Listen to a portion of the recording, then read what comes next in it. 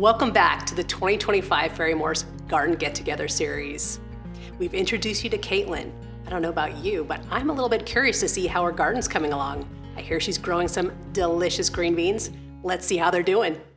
Hey everyone, welcome back to my garden. It's Caitlin of From My Bowl again, and I'm excited to be participating in Ferry-Morse's Garden Get-Together even more. In this segment of the video, I'm going to be highlighting my bush bean plants and give you some of my favorite ways to harvest and enjoy and use them in your kitchen, plus just provide a little bit more information about them.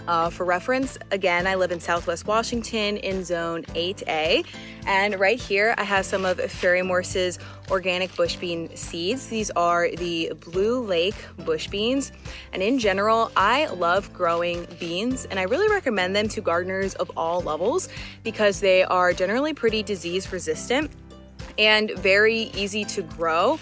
And their harvest time is about 55 days, especially for this variety. So that's relatively quick in terms of something that might take longer to grow, like a tomato. Ferry-Morse always has really high quality organic seeds, and I especially love the information that they have on the back of their seed packets. So for reference, I'm in Zone 8A, so I can quickly reference this little map right here that's on the back of the seed packet, and I can plant these in late May to June. And I love that you can direct sow bush beans, which just means you plant them directly in your garden bed. You don't need to start them indoors or have any grow lights. You just plant them in the ground, and they're pretty tolerant and resistant. And then 55 days later, you can harvest some delicious looking beans. Again, Ferry-Morse is always very helpful with their seed packets. So for these, you're going to plant them according to your calendar. And you want to plant them about 1 to 1.5 inches deep in the soil. And then each individual seed should be about 4 inches apart, which is just all right here on the back of the packet. You don't need to worry about remembering it, which is super convenient. And I especially love this variety because they are disease resistant, and you can see the beans here are very long and tender, but still very crisp. And the great thing about bush beans is that they grow in bunches, like you can see here. There's another bunch down here, and this makes them very easy to harvest. I just like to sort of twist or pull at the top of the bean, and you'll get a little bit of stem. You can also do it below, but I prefer to harvest it so there's a little bit of stem left at the top, and then I can just trim this after I have prepared my beans.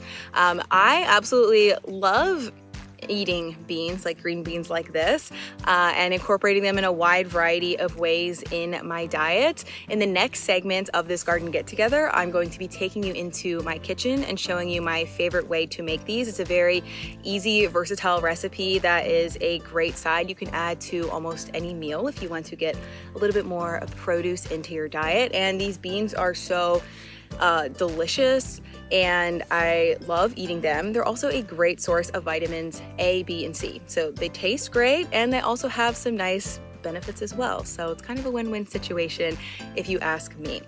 I'm going to be showing you that green bean recipe using fresh beans, but I do want to say these beans are incredibly versatile. Some of my other favorite ways to store them is to just harvest them straight off the vine. I'll give them a quick trim into bite-sized pieces and trim the ends, and then once they've dried off, I just store them in freezer-safe bags in my freezer for a couple of months, and they're a great addition into fall and winter soups and stews, or you can even use them frozen and add them to stir fries or anywhere you would normally use frozen green beans in other recipes. You know, they could even last you to Thanksgiving if you wanted to make a delicious green bean casserole using your own homegrown green beans. And in addition to freezing, I also really love pickled green beans. It's not something you see very often in grocery stores, but because they have such a crisp but tender texture, they take really well to pickling, and making garlic and dill pickled green beans is also one of my favorite ways to enjoy these delicious beans. Though I will say you can also eat them raw, and they're pretty crisp and delicious that way as well. So I'm going to harvest the rest of my beans, and then in my next segment I will see you in the kitchen where I'll share my favorite easy green bean recipe with you all. So I look forward to seeing you then, and I hope you're all having a great time so far. Bye!